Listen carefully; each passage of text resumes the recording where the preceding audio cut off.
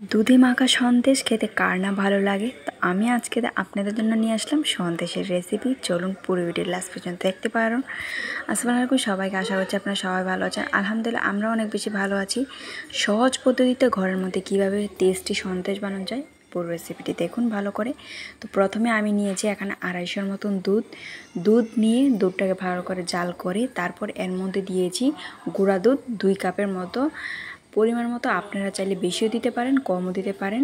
তো এখানে পরিমাণ মতো দিয়ে দিব 1 চা চামচ চিনি। আর এখানে আপনারা চিনিটা স্কিপও করতে পারবেন, যারা চিনি এত বেশি পছন্দ করে না তাদের জন্য। তো এখানে দিয়ে দিলাম 1 চা চামচ ঘিটা দিয়ে ভালো করে এটাকে ভালো করে নাড়াতে হবে যাতে নিচে লেগে না যায়। আর এটাকে নাড়াতে নাড়াতে দেখেছেন সুন্দর একটা ডো হয়ে গেছে আমাদের, যেমন আটার ডো হয়ে যায় তেমনই হয়ে গেছে। তারপর নামিয়ে এটাকে গরমে ভালো করে এটাকে মেখে নিতে হবে। যদি এটা ঠান্ডা হয়ে যায় তাহলে এটা শক্ত হয়ে যাবে আর এটাকে আপনি ভালো করে মাখতে পারবেন না। তো ভালো করে গরম আপনারা এটাকে মেখে নেবেন। মেখে আমি এখানে 2টা গুলার মতো নিয়েছি। যতক্ষণ অবধি এটা ভালো করে ডো না হয়েছে একদম স্মুথ, ততক্ষণ অবধি এটা ভালো করে মেখে নেবেন। তো এদিকে আমাদের ডোটা পুরো রেডি হয়ে গেছে। আমি এখানে 2টা রেডি করেছি। একটার মধ্যে দিয়েছি ফুড কালার, পিঙ্ক ফুড কালারটা, যাতে একটু দেখতে সুন্দর দেখা যায়। আপনারা চাইলে নাও দিতে পারেন, আপনারা এইভাবেও দিতে পারেন। তো একটার মধ্যে আমি দিয়েছি ড্রাই ফ্রুটস। আপনারা চাইলে খেজুর দিতে পারবেন, কাজু কিশমিশ সব কিছু দিতে পারবেন। আপনাদের যে ড্রাই ফ্রুটস পছন্দ সব দিয়ে দিবেন। তো এদিকে একটাকে ভালো করে আমি এইভাবে মেখে নিয়েছি, দেখতে পাচ্ছেন। আর একটাকে পুরো আমি প্লেন রেখেছি যাতে এটা উপরেতে আমি আপনাদেরকে দেখাবো, আপনারা ভালো করে দেখে নিন। তো একটাকে আমি রুটির মতন বেলে নিব সুন্দর করে।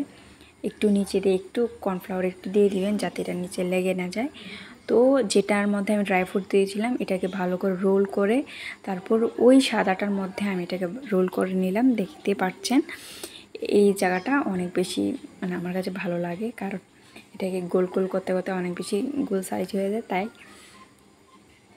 তো এদিকে দেখতে পাচ্ছেন পুরো একদম সেট হয়ে গেছে।